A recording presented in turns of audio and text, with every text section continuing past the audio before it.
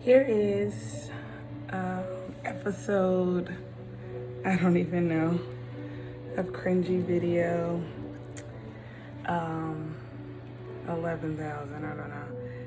I just have been sitting here today and I have all of these emotions as this daily motivation reminder just came on my phone that says, your time is coming, keep going.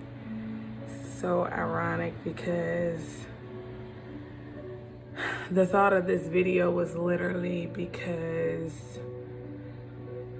I've been dealing with a lot today, and in the sense of not giving God enough credit, if I'm being totally honest, for every single thing that He has given me and every single thing that He has done in my life. I think a lot of times as people we think so much about what if, why not, or think about the lack of everything that we don't have and we wish that we had. And in those moments, we forget everything that we do have, everything that we've been blessed to have, and everything that we didn't even know that was coming to us before it came. And today, I was at that place of questioning, like, well, I want to do this and I want to do that, and right now it's not the right time, and I don't have enough resources, or my money isn't where I want it to be, so I don't feel the need to spend recklessly on things that I want versus the things that I need, when all of my needs are actually taken care of. So what is it that I'm actually worried about?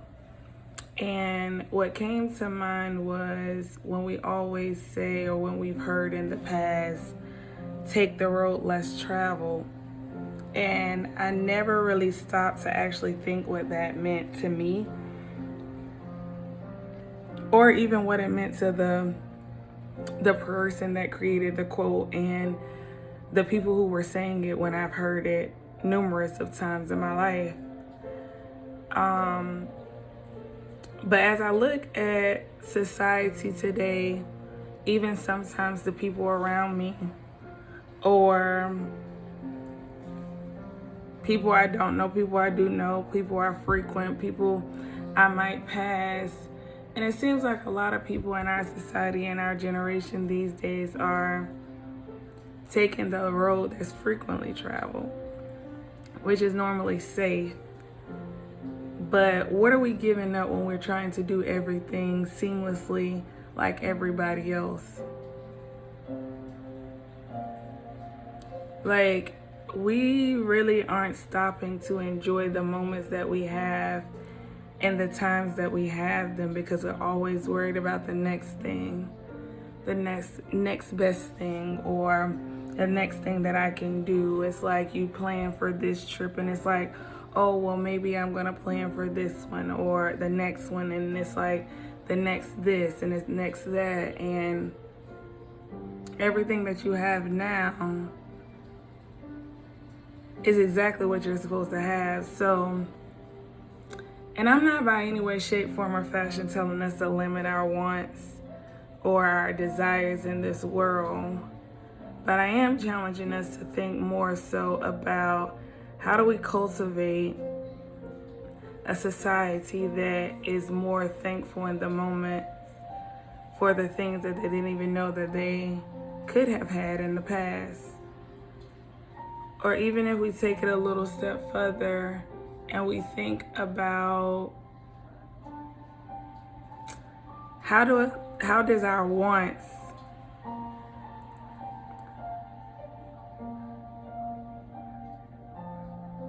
take away from the now? It's like I sit and I think, and it's like everything I have right now is everything God wants me to have. Ironically, do I want more? Absolutely. But my wants and God's wants was never supposed to align in a way that I know exactly what that was. It's like I feel this morning I was placing my wants before God's plan. And I feel a lot of times in life we do that, and we're forgetting the fact that we're so busy planning that we lose sight of focusing on the now, which is God's plan. I hope that made sense. I think we all should take time to get in our own lane and figure out what that means, instead of always trying to find the next best thing. Because right now is all that you need, and before today, yesterday was all that you needed. And I laugh and I joke a lot of times with a lot of people, like, God could have made us anything, but he made us people. We could have been a tree. We could have been a shoe. We could have been a shirt, a necklace, a watch, nail polish. We could have been all of these things that has no personality, doesn't have the ability to talk, to be thankful or grateful. It's something that somebody wears to describe who they are. It's so much stuff that we could have been, but God chose us to be people. He made us in his like image. And that's so priceless. And we take for granted that he has the plan and he made us perfect. Perfect. He made all of us for everything that we need right now. And yet and still, we still want to maneuver in ways that I know what's better for me, or I know the plan, or because I want to do this, or because I want to go this place, or because I want to see these things, or because I need to have this right now. We remove the beauty of God's plan. We remove the beauty of the blueprint that he's already laid out. We want to take the pencil and erase this wall and make it a door that's opening up for another trip or another business venture that we didn't even consult with him about. Like, God, is this your plan for me? Is this your will for me? Especially during the hard times, especially when at the uncomfortable places, we love to remove that wall and we love to make it a door. Reality is, no matter how much we erase off the blueprint, if you really want to walk with God and understand the plan that he has for you and the way that you should go,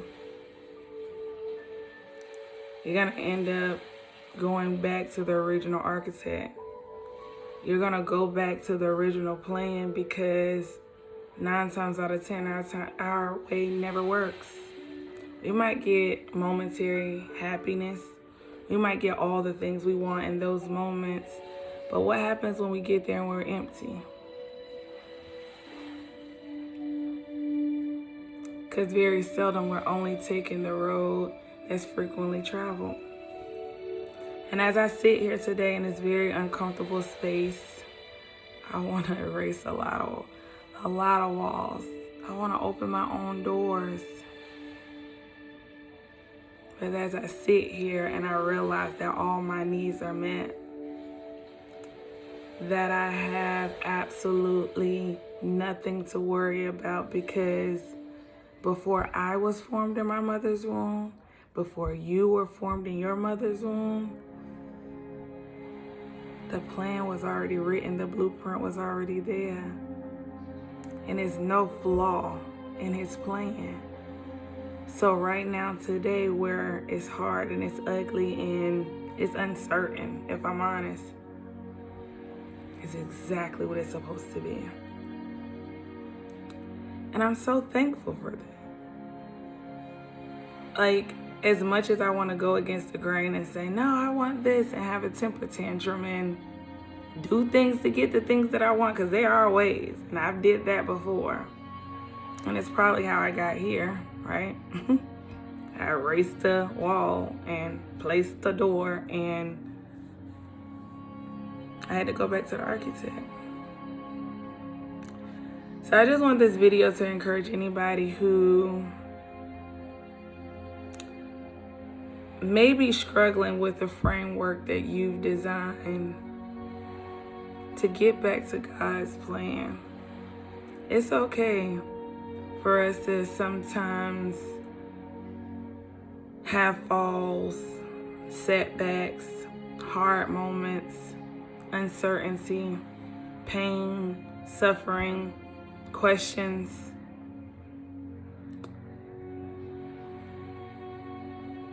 But we have to know that it's all a part of the plan.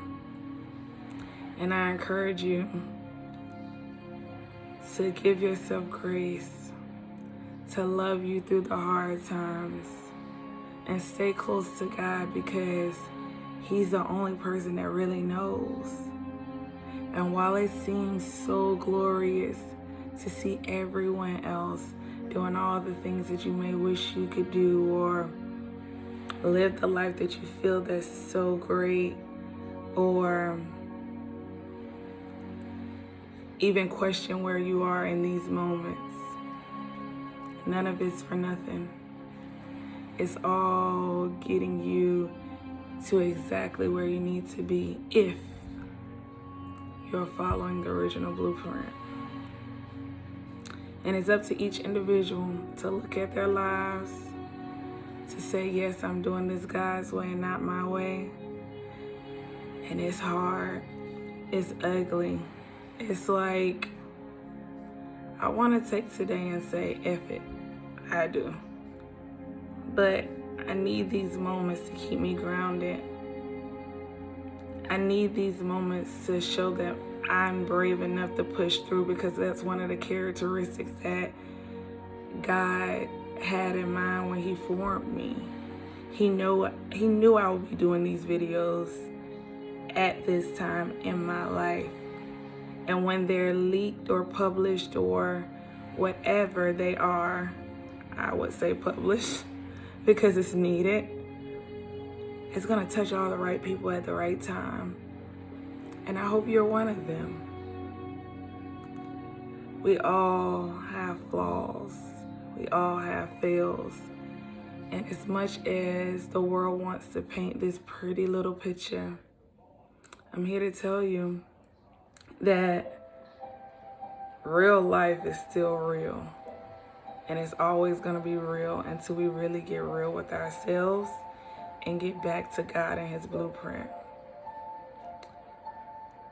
To whoever is listening to this at the time that you're listening to it, I pray that you trust God's plan for your life and you never second guess where He has you, no matter how hard that moment is. Like I'm sitting here facing my moment today. Because what's on the other side is gonna blow your mind. It's gonna blow my mind. I'm not naive to think that I serve a God that doesn't have me in the valley to get me back on top of the mountain.